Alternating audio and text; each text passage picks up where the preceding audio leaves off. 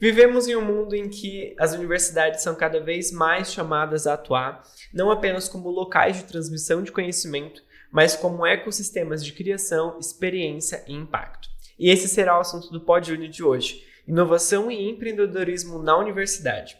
E para isso recebemos a professora Caterine Valente e a coordenadora de Cultura e Empreendedora do Sebrae Paraná, Elisângela Rosa.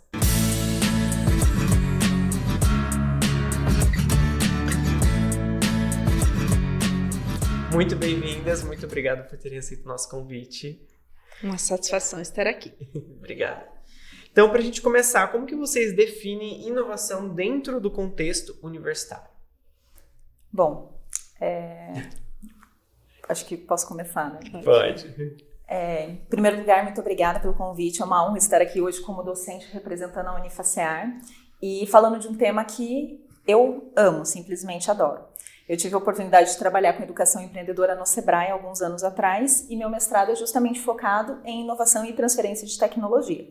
Então é um tema que está realmente ligado no nosso dia a dia e muito embora eu seja docente do direito, é algo que a gente tenta implantar todos os dias na sala de aula.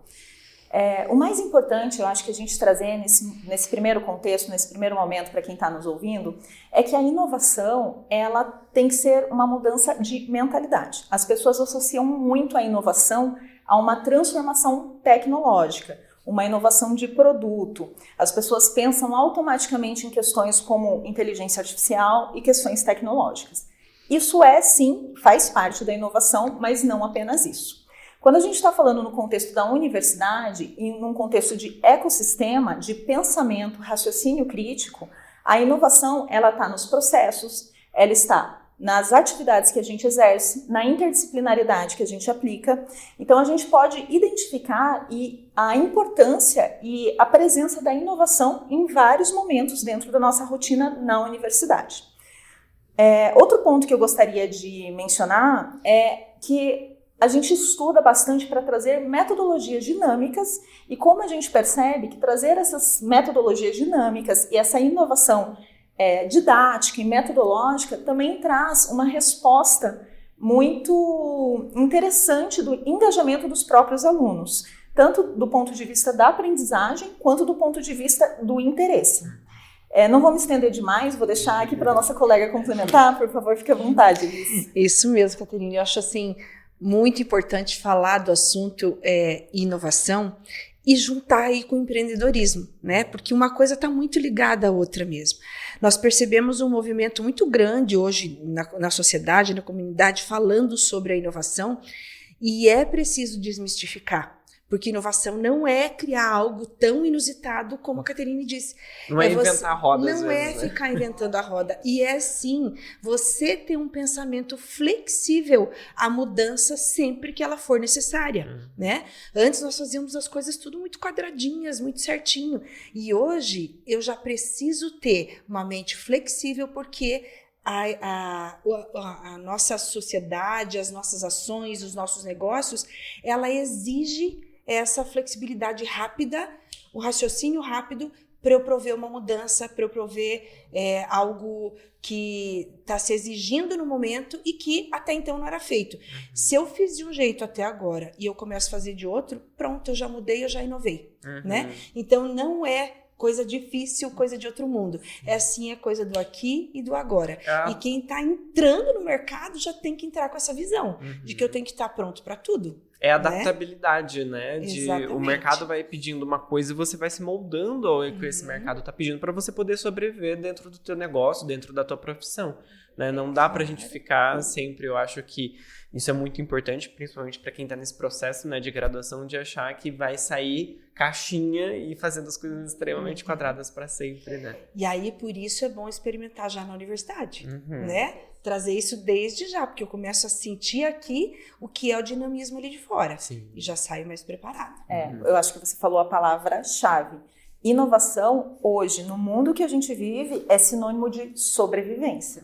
É sinônimo de ser ou não relevante. Exatamente, né? Porque depois de um tempo, se a gente vai ficando sempre sem se adaptar, a gente vai deixando de ser relevante. Eu acho que essa é uma palavra bem importante também.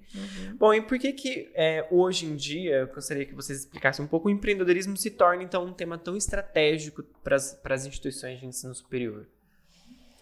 É isso mesmo, eu estou trazendo ali de fora algo que já está acontecendo para dentro de sala de aula. É a prática, né? O empreendedorismo não pode ser levado somente como abrir um negócio, o empreendedorismo de negócios. Nós, no Sebrae, levamos muito essa cultura de que empreendedorismo é comportamento, é habilidade. E é uma habilidade que eu preciso desenvolver para esta adaptabilidade que nós falamos agora, né? Então, ser empreendedor é ter a iniciativa, é ser protagonista, é exigir por qualidade, é saber fazer planejamento, né? Se eu começo a praticar isso ainda enquanto universidade, ligado, claro, ao que eu escolhi como profissão, já estou levando isso em prática, eu entro realmente um pouco mais preparado para o mercado de trabalho. Então, não quer dizer que necessariamente eu vou abrir um negócio, né? E eu vou, sim, ser empreendedor do que eu escolhi como profissão. Não importa qual profissão. Nós estamos falando aqui, né? A Caterine, ela é professora da área do direito. O direito vai ser um empreendedor, o advogado vai. Além dele ter que gerir o escritório dele, ele vai ter que ser empreendedor como postura de buscar soluções para os clientes deles, né? Não ficando sempre na caixinha do que é a lei. E sim, como eu posso prover uma solução para o meu cliente baseado naquilo que eu estudei. Esse é um ponto também muito importante, né, antes de passar a palavra para você. Sobre isso, assim, eu acho que às vezes a gente comete o erro enquanto acadêmico de achar que eu não quero abrir um negócio, não quero ser empresário, então empreender não é para mim. E não necessariamente empreender tá ligado a um CNPJ, né, a você ser um PJ, mas ao teu comportamento enquanto profissional, né? Com certeza. Eu agradeço a oportunidade que eu tive de trabalhar ali como agente de inovação no Sebrae, porque foi realmente um divisor de águas para mim. Porque isso ficou muito claro, que na verdade a gente ter essa mentalidade empreendedora, que não é ser um empreendedor, ter a mentalidade empreendedora é justamente você ter essa visão de futuro, ter uma perspectiva de liderança, ter autonomia nas suas atividades. Isso aplica-se em qualquer atividade, como muito bem comentado pela Elis. Então, desde um funcionário público, um empregado seletista, um advogado que tem o seu próprio escritório para gerir, um gestor de pessoas, tudo isso exige uma mentalidade empreendedora para que você consiga resolver as demandas que vão aparecer, resolver de forma criativa, resolver de forma ter autonomia, ter esse raciocínio crítico sobre as coisas, e a mentalidade empreendedora, ela contribui para isso. A gente vive numa sociedade que é muito veloz, que é muito crítica, que exige muito das pessoas, e hoje exige uma coisa e amanhã exige outra. Então, ter essas características, independentemente da área em que você está atuando, é essencial para que você consiga se destacar e, às vezes, até mesmo para sobreviver no mercado de trabalho. Às vezes não é nem só se destacar entra como bônus, né? Tipo isso assim. mesmo. E quais seriam os maiores desafios que vocês acreditam que impedem ou que dificultam que as universidades se tornem realmente esses polos de inovação, de empreendedorismo, dessas visões que a gente está trazendo? Bom, eu vejo que já um grande desafio é quebrar essa ideia, né? Quebrar, romper com essa ideia de que inovação é difícil e de que empreendedorismo é só para empreender e abrir negócio. Essa é a primeira questão, né? Quando você entende que isso faz parte do dia a dia e isso precisa ser desenvolvido, ninguém nasce empreendedor, né? Sempre tinha aquela pergunta assim, a pessoa nasce empreendedora ou ela se forma empreendedora? Se eu estou trabalhando isso desde cedo, ou na universidade, ou antes mesmo disso, eu estou formando uma mentalidade empreendedora, como a Caterine falou. Então, para fazer essa formação, eu tenho que falar desde cedo, né? Então, o grande empecilho é romper a barreira de dizer que nós estamos falando para um jovem de que para ele se dar bem na vida ele tem que ser empresário. Não, para ele se dar bem na vida ele tem que ser empreendedor. Sim, Mas não empresário necessariamente. Então essa é a primeira barreira. Eu acho que uma palavra que ajuda talvez a definir isso é cultura empreendedora, né? Que é isso, a gente cria essa cultura, né, de empreender, das ações de inovação que está muito ligado. Né? Correndo o risco de ser um pouco repetitiva, do meu ponto de vista, a maior barreira é mesmo a cultural. Então, o que acontece? Isso é uma coisa que a gente verifica dentro da sala de aula e que a gente tem que trabalhar. Muitas vezes, eu comento muito com os alunos isso em sala. Eu sei que todo mundo aqui trabalhou o dia inteiro, está aqui estudando à noite e às vezes você só quer passar por isso daqui, por essa fase e conseguir seguir em frente. Isso é totalmente compreensível. Mas a gente tem que entender que nós estamos construindo cada dia um tijolo, a gente está acrescentando. E eu trago muito essa questão na sala de aula, e isso é muito valorizado na universidade, é bom que a gente diga isso, essa questão da interdisciplinaridade. Então, quando a gente fala da inovação, como trazer inovação? Quais são as barreiras para trazer inovação para a universidade? A gente tem essa barreira cultural que muitas vezes acredita que trazer a inovação é algo oneroso, porque as pessoas automaticamente associam a questões altamente tecnológicas, descobrir um computador quântico e não é exatamente isso. Então, há essa barreira cultural de talvez não entender exatamente como a gente pode trazer a inovação e o empreendedorismo para dentro da sala de aula. Mas a partir do momento que a gente quebra essa barreira e a gente entende, inclusive, a relevância da interdisciplinariedade dentro do sistema que estamos inseridos hoje enquanto sociedade, a gente consegue, dia a dia, avançar na questão da inovação e empreendedorismo dentro da universidade. E eu gostaria só de mencionar também que isso tudo é um pouco recente dentro do nosso contexto. A gente tem o Marco Civil da Inovação, Ciência e Tecnologia, e o Marco Civil ele prevê justamente estabelecer parceria público-privado. A nossa legislação hoje ela traz essa possibilidade.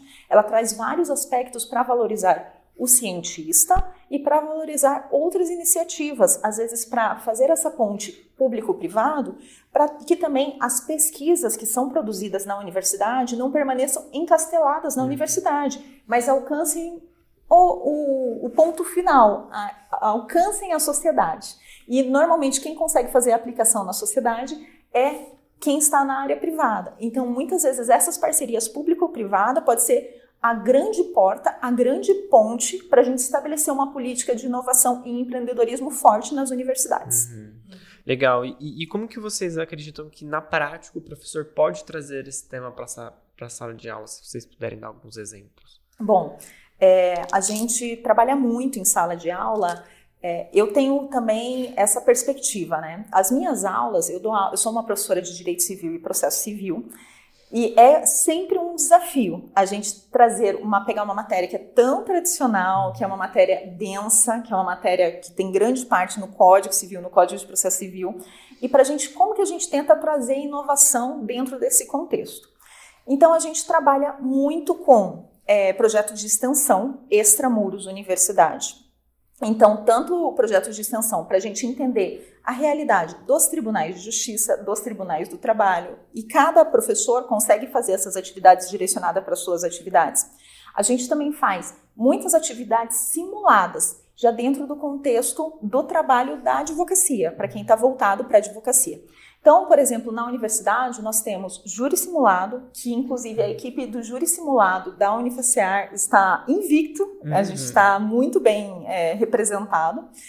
A gente tem o núcleo de práticas jurídicas dentro da universidade, onde os alunos, com a coordenação dos professores, da qual eu faço parte, atendem a própria comunidade que está fora da universidade, que vem para requisitar atendimento jurídico, também desempenhando um papel social da universidade, e através de outras atividades práticas, exercendo de fato como é viver a advocacia, ter um escritório e como alcançar mecanismos mais inovadores e mais modernos para que a gente tenha mais eficiência no resultado.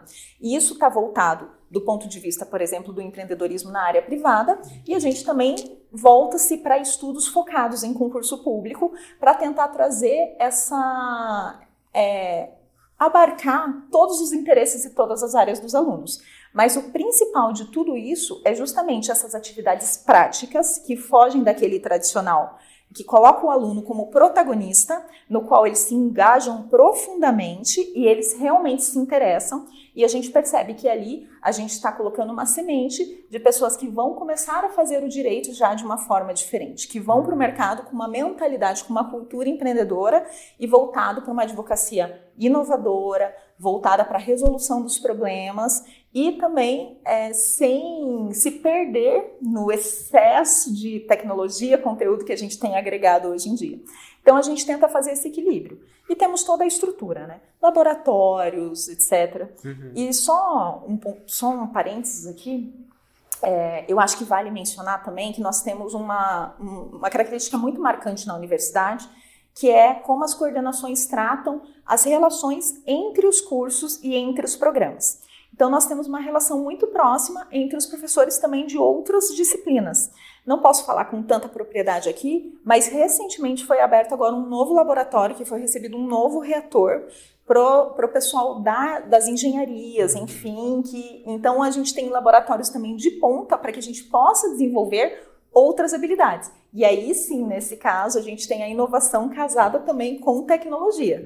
Então, muito embora no direito a gente tenha esse modelo mais tradicional e a gente traga modelos de cultura empreendedora e inovação de um meio, a gente também tem associado a isso laboratórios de ponta, novos reatores, novos computadores, tudo com bastante tecnologia para fornecer todas as ferramentas necessárias para que os alunos consigam desenvolver essas suas características empreendedoras e inovadoras. E você mencionou sobre a questão de interdisciplinariedade entre professores e coordenadores. E entre os cursos, digo, os alunos em trabalhos práticos também tem essa relação? Como que funciona? Como que é o impacto disso?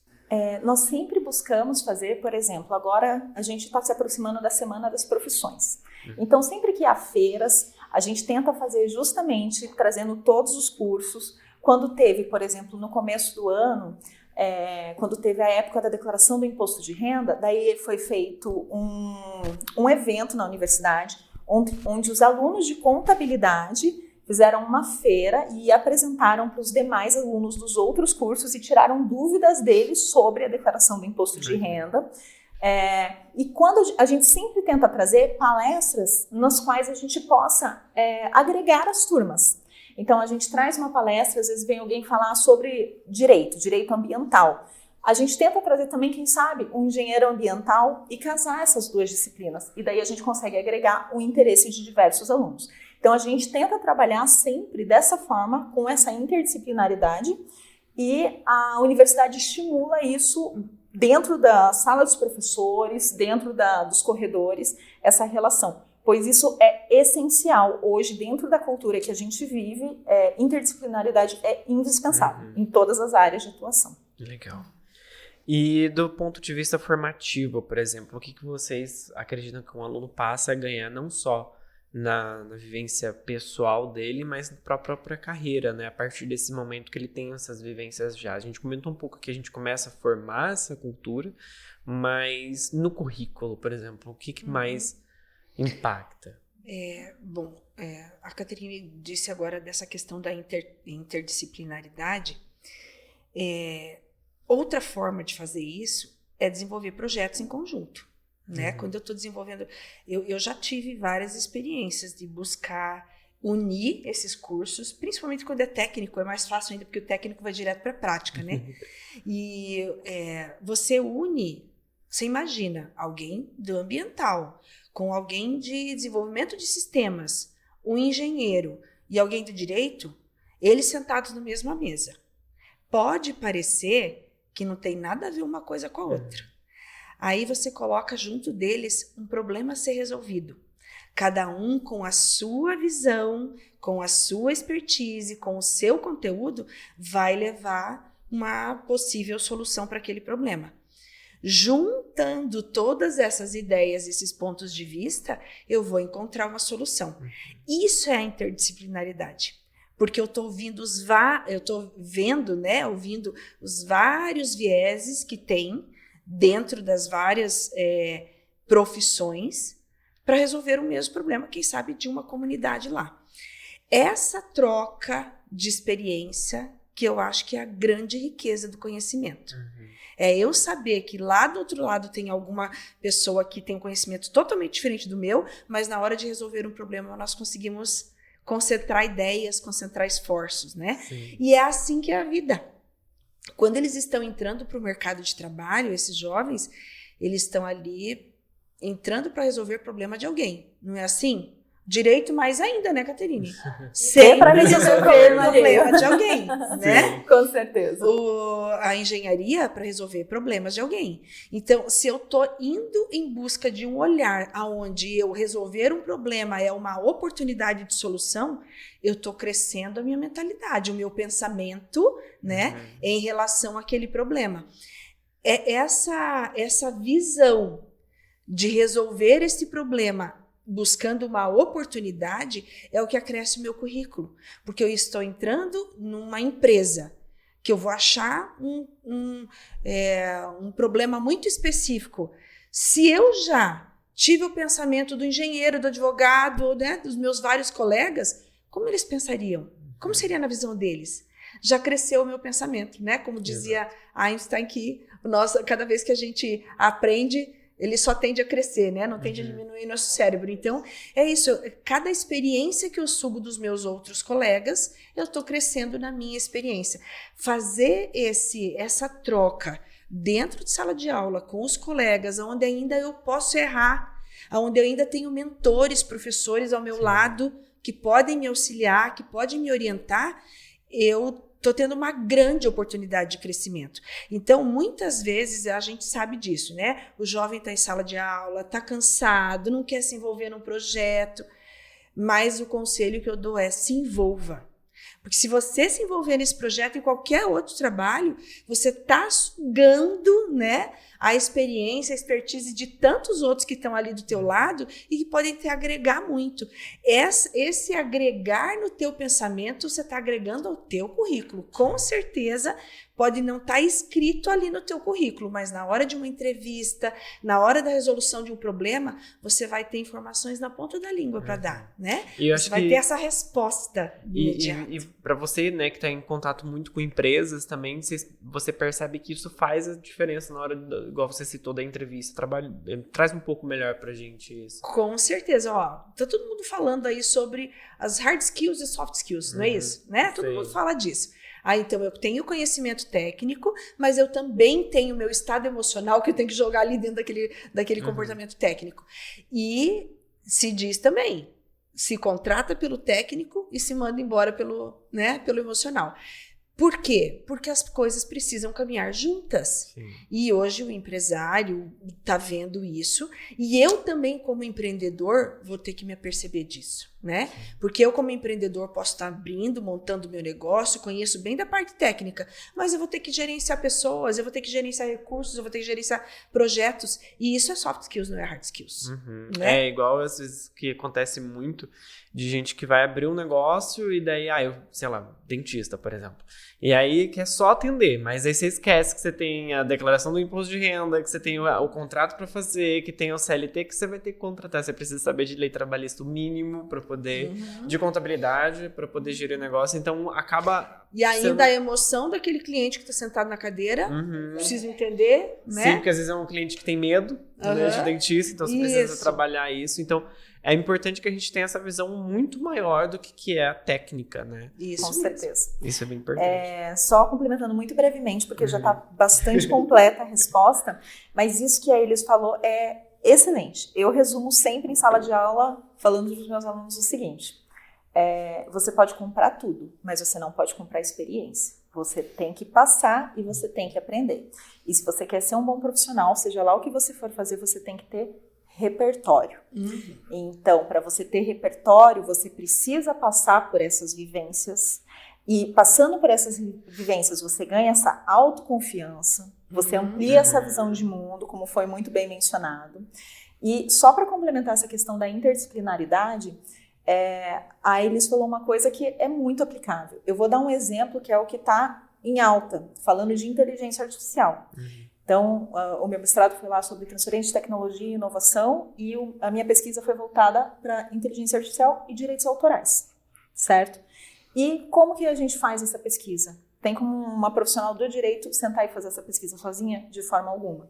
Você precisa entender de psicologia, de linguística, como você faz o treinamento desse sistema de inteligência artificial, de matemática, porque no fim tudo é estatística. Você precisa entender o que é ciência da computação, lógico, de forma muito superficial. Mas você vai participar, por exemplo, de um congresso sobre esse tema. Vai ter só profissionais do direito? Não. Vai ter só ciência da computação? Não. Vai ter filósofos discutindo esses temas, psicólogos, advogados, juristas de um modo geral, né? Pessoal da ciência da computação, da matemática. Então, nada se discute. Quem não consegue entender a preciosidade, a importância dessa discussão interdisciplinar, se torna uma pessoa rasa ou acaba se isolando.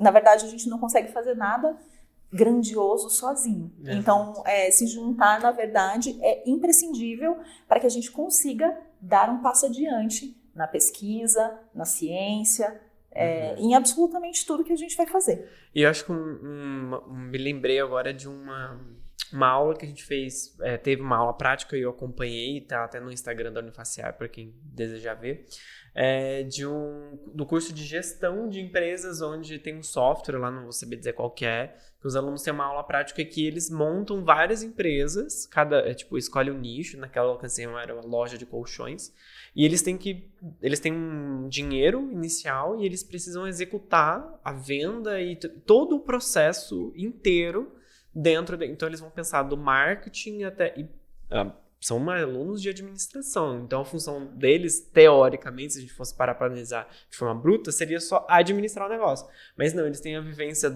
vamos pensar na campanha de marketing que a gente vai fazer, no estoque que a gente vai ter que comprar, no cliente que a gente vai ter que conquistar, na promoção que a gente vai... Então, balancear tudo isso através de um software. Então, utiliza a tecnologia, e é isso que a gente está falando, né? Às vezes não precisa inventar roda. Você só comprou um software e trouxe para dentro de sala de aula. E já trouxe um movimento de inovação gigante, né? E você vê, isso é simulação. Melhor coisa é fazer isso dentro de sala de aula. Enquanto eu posso errar, enquanto eu posso fazer 1000 coisas, inclusive comprar lá milhões só para ver o estouro que vai dar. Não é verdade? Mas você precisa fazer isso enquanto pode. Eu, assim, já trabalhei muito com, por exemplo, estagiários. É o melhor momento de errar. Sim. Né? Faça testes, faça várias vezes. É difícil quem não erra, assim, porque você está fazendo realmente... E mesmo um profissional há anos no mercado vai errar, imagina. E como que você quer inovar se você não vai testar? Não vai errar. Você não vai inovar nunca. É o famoso, né, que a gente chama até dentro do marketing de teste AB, né? Então você vai ter que lançar o teste e ver o que vai funcionar. Às vezes você vai investir, vai fazer uma nota preta de investimento, não vai dar resultado, você fala, tudo bem, que não é jogar dinheiro fora. Claro. Isso aqui não deu certo, e é bom que não deu certo, porque agora eu sei que... Os novos modelos de negócio, que são as startups, é bem isso. Por que eles fazem o MVP? Né? Por que eles vão lá e aplicam um pouquinho, volta, ouve que deu errado, volta e arruma de novo. Volta e arruma de novo. E isso mesmo. Então, isso é tempo de fazer. Quanto antes você fizer, melhor. Quanto antes você errar, antes você vai corrigir. Acho que a gente tem uma cultura, de forma geral, digo até aqui, mas porque eu não conheço os outros países, mas eu digo aqui no Brasil, que é a questão de a gente acaba parando para pensar muito só no retorno do investimento que a gente está fazendo muito rápido, né? E aí acaba se fazendo aquilo que você falou. Às vezes, acho que foi você que falou, aí se perde aquela relevância. Então, para você construir algo sólido a longo prazo, que vai continuar relevante em 10, 15, 20 anos, você precisa ir fazendo esses movimentos que você falou. Vai para frente, testa, investe, não deu certo, você volta. Com certeza. E vai fazendo esse movimento. Chegando, na verdade, toda essa reflexão que a gente fez chega na resposta da pergunta lá no comecinho que você fez pra gente. Como que esse aluno chega no mercado de trabalho depois de todo esse processo? E o aluno que passa por essa experiência entra no mercado de trabalho outra pessoa, com essa cultura empreendedora, com mecanismos de resolução de problemas de forma inovadora. Então, a gente chega nesse lugar. E agora, complementando, o que você falou por último, também é um pouco disso. A gente tem que trazer, quando eu disse que a gente traz a inovação, a gente traz respostas mais rápidas, soluções mais inovadoras, enquanto advogado, por exemplo, para os nossos clientes, e a gente tenta passar isso em sala de aula. Por outro lado, a gente tem que desmistificar algumas coisas que a gente vê hoje. Então, hoje, o que a gente encontra, por exemplo, na internet, nas redes, etc., são pessoas que querem alcançar o sucesso sem passar pelo processo. É muito isso que você acabou de mencionar. Então, ó, querem o sucesso, a realização profissional, a realização financeira, mas não estão dispostos a percorrer o caminho que é necessário para isso. Eu brinco muito também com os meus alunos, eu falo, gente, muito cuidado. Eu estou aqui nessa estrada já há alguns anos, há muitos anos, e assim, com muita frequência eu recebo propaganda de pessoas que se formaram ontem tentando me vender curso de como revisar contratos. Então tenham cautela, e também essa propaganda de tudo acontecer muito rápido, a gente tem que entender que existe um processo e que a gente passa por ele. Quanto antes a gente passar nas universidades, a gente está adiantando com certeza o nosso caminho. Mas o processo, ele existe e ele não pode ser ignorado. Eu acho que essa questão das redes é muito interessante você citar, porque a gente está acostumado a ver só o produto pronto, né, na rede. Exatamente. Então a gente acha que, né, não se teve esse caminho, né? Por exemplo, eu digo principalmente da minha área, que é o jornalismo e marketing, né? Daí a gente vê a pessoa lá na emissora gigante sendo âncora do jornal. Aí daí você pensa, é fácil ele fazer. Aí não, a pessoa já está ali penando há muito tempo para chegar naquele lugar. E a gente não vê isso, né? O que você percebe é que existem muitos, né, fazendo várias coisas, mas eles ficam bem pouquinho tempo. Quem se consolida é que realmente amadureceu, né, passou pelas dificuldades, conseguiu entender todo o processo. Esse amadurecimento, passar pelo processo, como a Caterine disse, vai trazer realmente a autoconfiança. Se você tem autoconfiança, aí você vai mais firmemente até o fim do que você precisa. E aí, olha, nós falamos também de algo que ficou comum, de falar assim, você tem que ter um propósito. Gente, não é simples assim você ter o seu propósito, não é verdade? Acordei hoje, nossa, meu propósito está totalmente claro. Você tem que ter um propósito para você vencer. Gente, isso é com a maturidade. Você vai percebendo aonde você se encaixa, quais são os teus valores, aonde você realmente pode fazer a diferença e ver assim, nossa, isso tem significado para minha vida. Então eu vou correr atrás disso. E isso pode mudar também, né? E maturidade profissional, então, e como que vai surgir? Com a maturidade, com o autoconhecimento. Autoconhecimento a gente pode fazer a vida inteira. Você nunca vai se conhecer o suficiente. Mas o quanto mais você se experimenta, mais você amadurece, mais autoconfiança você tem. A autoconfiança é uma das primeiras habilidades empreendedoras. Uma das primeiras. Então, a gente consegue do dia para a noite? É claro que não. Preciso me experimentar muitas vezes até eu ter autoconfiança para um dia dizer assim, tenho um propósito. Vou mudar a vida de alguém.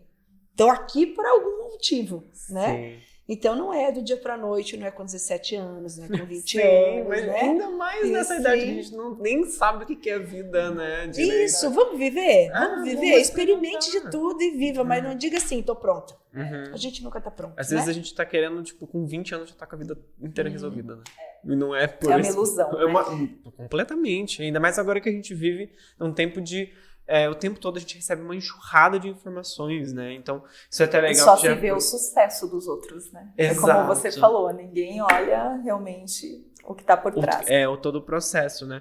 E também pensando já nessa inovação, assim, dentro desse processo e desse gancho que eu puxo, que é essa enxurrada de informações que a gente tem muito guru na internet também que quer vender o tempo, igual você falou, a pessoa se formou agora já quer vender curso. Então, como que vocês buscam, ou acreditam que se possa buscar esse conceito de inovação e empreendedorismo dentro da universidade, enfrentando esse desafio também que vocês vão apresentar uma coisa 4 anos da vida da pessoa, mas ela vai consumir mais tempo essa enxurrada de informações. Como que vocês acham que dá para equilibrar isso?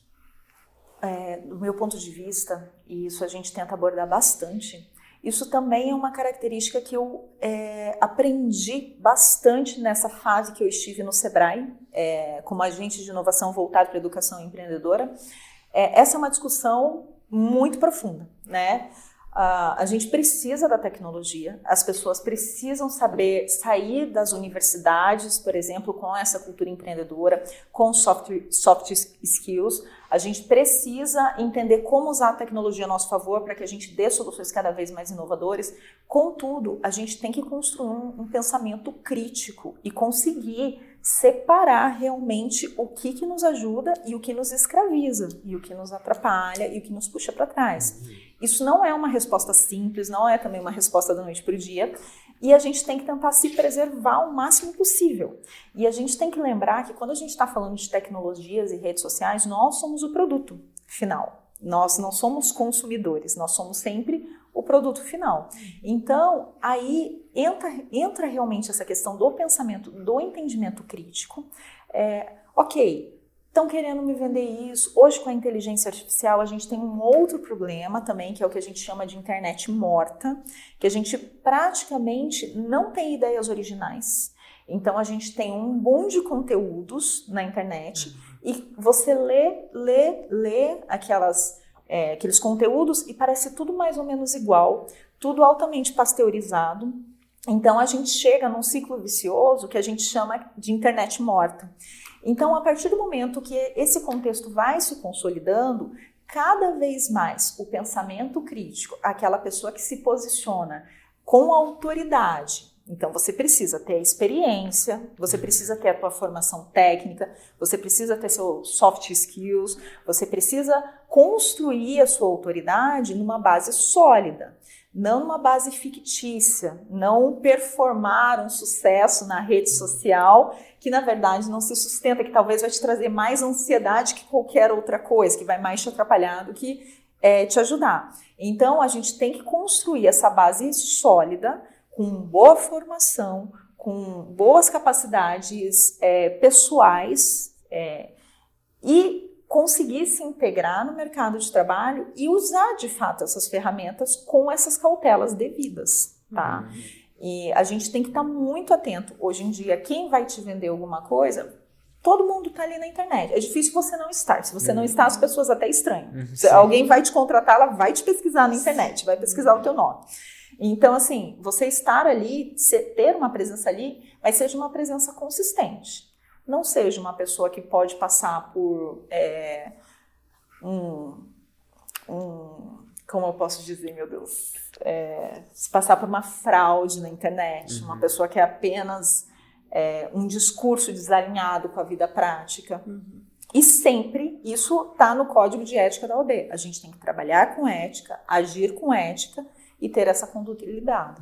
E entender que vai existir um processo, que tem um tempo de trâmite até que a gente consiga alcançar essa autoridade, essa estabilidade e encontre o sucesso, se esse for o caminho que você desejar. Que não precisa ser necessariamente esse. Sim. Mas dentro das redes sociais, o que eu percebo é isso, que hoje em dia a gente vive a internet morta, poucas ideias originais, poucas pessoas falando de verdade, se pensa muito pouco. Então, o remédio, ao meu ver, para isso é o pensamento crítico, é o posicionamento consistente, é uma educação técnica consistente, somada a uma cultura inovadora, empreendedora de verdade. Pijamas na universidade. Exatamente. É você realmente trazer um conteúdo relevante, você trazer a sua autoridade e não você pegar um texto pasteurizado da internet que todo mundo produz exatamente igual. E assim, olha, vamos retomar um pouquinho aqui as palavras antigas, né? Um bom livro, o cheiro do bom livro te remete a muita coisa boa, né? Nós líamos mais, né? Agora a leitura é muito rápida, é 30 segundos, é 1 minuto, mas esse pensamento crítico, você vai realmente conseguir compreender que aquilo vai te fazer bem ou não vai te fazer, se você tiver uma bagagem muito boa, e é imprescindível voltar à leitura. Leia bons livros. Se eu puder, assim, que eu posso deixar de mensagem para os jovens, principalmente hoje, tem muita gente que gosta de ler, não posso generalizar, mas muita gente parou de ler. E quando lê, vai ler ali no Kindle, tudo bem, lê no Kindle, mas você lê um pouquinho, você já esqueceu, já passou, você já está do lado do celular junto. Não, para numa boa leitura, numa boa luz e leia concentradamente um bom livro. Sim. Com certeza seu pensamento crítico vai ser diferente. A gente pode Não é? tirar por aí a lista que a CBL, né, que é a Câmara Brasileira de Livros, liberou, sendo que o livro mais, o top 10 que a gente tem é aquele Boogie Woogies lá, que é livro de pintar. Tipo, nada contra, mas a gente tá vendo um país que tá vendendo livro de pintar Pois e não é. literatura, E a né? boa leitura, né? Cadê a boa leitura? Cadê o E senso os bons crítico? escritores, né? Tudo está se desfalecendo? Não pode. A gente tem que voltar, resgatar isso, porque é isso que traz. E a gente até comentou num outro podcast aqui, um outro episódio aqui do PodUni, que é acadêmico que não lê ou não tem vontade de ler, não é acadêmico. Porque você tá na fase que você tem que desenvolver isso, que você tem que pesquisar, que você tem que ler. Sim. Então não tem como Você imagina no engenheiro direito você não não é. gostar de ler? Nossa! Nem no direito, nem na engenharia tem como Nem na ficar. engenharia, Você vai ter né? que ler as teorias, você vai ter que saber como que surgiu, você vai ter, É. vai ter que. Né? No direito isso é muito marcante, porque as pessoas acreditam, tem uma visão, talvez é uma visão de filme, de novela, no sentido de que a profissão do direito é uma profissão falada. Só que a profissão do direito é uma profissão 90% leitura e escrita. O processo é 90% escrito. Os bastidores é muito diferente. As né? sustentações orais, enfim, são assim 1%, 2% de todo o processo. E para você ter uma boa sustentação oral, você tem que ter uma boa teoria. Com né? toda certeza. Tem que ter lido Isso muito. é, hoje em dia, um diferencial. Não é à toa que a palavra do ano em 2025 foi, na verdade, a palavra do ano foi alucinação em 2024. Em 2025, o termo do ano foi hot brain, que é cérebro derretendo. Antes do boom da inteligência artificial de 2022, a gente já vinha acompanhando uma pesquisa que é realizada já há muitas décadas no mundo inteiro, com uma boa amostragem que é realizada especificamente na França, em que, pela primeira vez na história, desde que essa pesquisa passou a ser realizada, o nível do QI medido nas pessoas passou a diminuir ao invés de aumentar. Então, evidentemente que estar exposto ao excesso de informação rápida, informação que não fomenta um pensamento crítico, faz com que a gente vai ficando cada vez mais preguiçoso, deixando de raciocinar cada vez mais, e isso com certeza é um perigo, assim, imenso. E a gente costuma dizer, sabe, é difícil para a gente, às vezes, se policiar, imagine eventualmente para uma criança e para um adolescente. Então, realmente, a gente vive num contexto que a gente precisa refletir sobre esses pontos para que a gente volte a ter esse crescimento intelectual, esse crescimento. E aqui sem pedantismo, nem nada disso, mas realmente para que, como sociedade, a gente consiga, de fato, avançar, evoluir Sim. em todos os aspectos da sociedade. Sim. Dentro da universidade é onde a gente planta essas sementes. As pessoas que estão na universidade, na verdade, são as pessoas que vão trazer realmente essas modificações para a sociedade. E por isso que é importante que a gente discuta isso e implante isso dentro. E você imagina que nós estamos numa sociedade até bastante estruturada, né? Bem estruturada. Estamos falando aqui a nível universitário, né? Estamos falando num estado que está investindo muito na educação, na inovação. Mas e como que é onde não tem acesso a isso? Muita gente não tem acesso a isso. Por exemplo, na como... Amazônia. Né? A gente já fica. Exatamente. Isso que a gente nem tá indo para fora do país, né? Daí, se a Nem gente tá for indo pra escala fora- global. Não, nós estamos falando aqui do país. E aqui, ó, nós estamos falando de uma realidade bem próxima da universidade. E se nós formos mais para a periferia? Quantos dos pais que não estudaram e não estão incentivando seus filhos a estudarem? Isso é muito grave e é um número cada vez mais crescente. Então, a sociedade inteira precisa se preocupar com isso, e quanto mais campanha nós tivermos falando sobre a importância da leitura, a importância do estudo, a importância, né, do cuidado com essa mentalidade de olhar lá para frente com uma preocupação, né, com o que nós estamos plantando agora, é essencial. E assim, não é todo mundo que vai conseguir fazer isso, então pelo menos que a universidade o faça. Sim, né? exatamente. Bom, a gente poderia ficar horas aqui falando sobre isso, que tá muito bom, mas eu gostaria de pedir para vocês a sugestão, né, que a gente sempre pede no final de livro, documentário, filme, enfim, que vocês acham que possa, pelo menos, talvez, colocar essa semente na cabeça do aluno de, olha, vamos pensar em inovação, enfim, pode ser um filme, pode ser um documentário. Olha, eu quero fazer um comentário aqui, eu vou deixar a dica para você, mas eu queria fazer um comentário aqui assim. Eu convivo com adolescentes e com jovens de 16 anos, de 23, 24 anos. O que a gente está percebendo muito é que eles estão assistindo muitas séries, filmes, né? Eu assisto junto, tá? Porque eu preciso falar com eles, então eu preciso falar a mesma linguagem, né? Sim. E eu acabei de assistir uma série onde, no mesmo momento, eles incentivam bastante dentro de um ambiente universitário a festa, o namoro, o uso de bebida alcoólica, de drogas. Vi muito isso nas séries que eu participei por aí. Mas eu também vi, em contrapartida, muita gente, muito aluno dentro de biblioteca lendo, discutindo livros, discutindo Shakespeare. Eles ainda discutem Shakespeare, né? A gente nem teve muito esse acesso aqui no Brasil.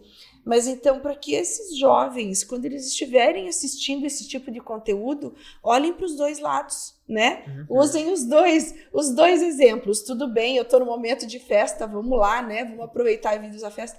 Mas também use o outro lado. A leitura é importante, a discussão é importante, e você fazer grupos, participar de grupos que discutam isso, vale a pena. Se junte a grupos que também estudam e leem, e não só grupos que fazem festa.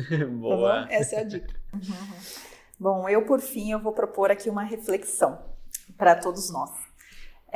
Recentemente saiu uma notícia de uma pesquisadora brasileira que hoje está sendo reconhecida como uma das personagens mais influentes no mundo da inovação em inteligência artificial, tá? E ela, ao relatar essas descobertas dela voltada para a saúde, enfim, ela diz que desde o começo a ideia dela era fazer essa pesquisa e entregar toda essa tecnologia gratuitamente para o SUS, para que isso fosse aplicado de forma gratuita para a nossa sociedade, tá? E ela não conseguiu fazer dessa forma. Por quê? Porque ninguém estava interessado em investir no projeto dela nessas circunstâncias. Então, a partir do momento que ela fez uma proposta junto e fez a sua pesquisa de forma conjunta com uma iniciativa privada que estava disposta efetivamente a financiar essas soluções que ela trouxe, ela conseguiu avançar com a pesquisa dela. Muito embora isso pareça uma coisa muito ruim nesse momento, a gente tem que entender que num contexto que a gente vive, muitas vezes é muito importante a gente avançar. Pois, quando a gente fala de descobertas tão relevantes como essa, elas têm um tempo de patenteamento e depois elas se voltam para toda a sociedade. Por isso que patentes, inovações, invenções são tão relevantes assim. Então, a ideia de ter essa cultura empreendedora, que muitas vezes para algumas pessoas pode não fazer sentido nesse primeiro momento, a gente tem que observar esse exemplo. Que muitas vezes a educação, a cultura empreendedora, mesmo que seja aparentemente voltado para um contexto de exploração, etc, etc, ou num contexto que não é o contexto que você quer, às vezes é dessa forma que você vai contribuir para a sociedade e dessa forma que você alcança um resultado final. E eu falei hoje o podcast quase todo que inovação não está necessariamente voltada à tecnologia. E eu trouxe esse exemplo final da inteligência artificial para fazer a indicação do filme que eu vou deixar aqui, que é A Guerra de Correntes, que é um filme que narra justamente essa disputa que aconteceu entre Tesla e Edison na questão de trazer inovação da energia elétrica para os centros urbanos. E a gente tem justamente um perfil bem diferente. Edison, que tinha esse perfil muito mais voltado para o empreendedorismo, para patentear suas coisas, e Tesla, que tinha esse perfil que foi um grande inovador que a gente teve, mas ele tinha esse perfil muito mais voltado para trazer melhorias sociais e ele não se preocupava tanto com a própria fama ou com as suas patentes, etc., mas para tentar agregar e trazer essas evoluções sociais. E a nossa contribuição não precisa ser do tamanho da deles, é claro, né? A gente falou aqui o podcast inteiro disso, mas é bom para a gente refletir como estudo, pesquisa nunca serão irrelevantes e sempre serão imprescindíveis para que a gente possa crescer enquanto sociedade. Sim, eu queria também assim só complementar o que eu falei, né, da questão de você estudar, mas realmente a inovação, que ela é duradoura e transformadora, ela precisa da pesquisa. E a pesquisa se faz dentro da universidade, com mentores, no mestrado, no doutorado, por isso da importância de continuar a vida acadêmica. Porque a vontade de ganhar o dinheiro é tão grande, né? Que daí eu quero sair logo da faculdade e sair ganhando dinheiro. Gente, é essencial que a pesquisa continue. Então, que gostem de estudar, que gostem de se aprofundar no tema, porque é isso que vai fazer a diferença ali na frente para uma inovação duradoura e transformadora. Perfeito, muito obrigado por terem novamente estado aqui, foi muito boa a nossa conversa e como eu falei, a gente poderia ficar horas falando sobre isso, que é um assunto que rende bastante. E é isso, e a gente se vê no próximo Pod Uni. Obrigada, boa noite. Boa noite.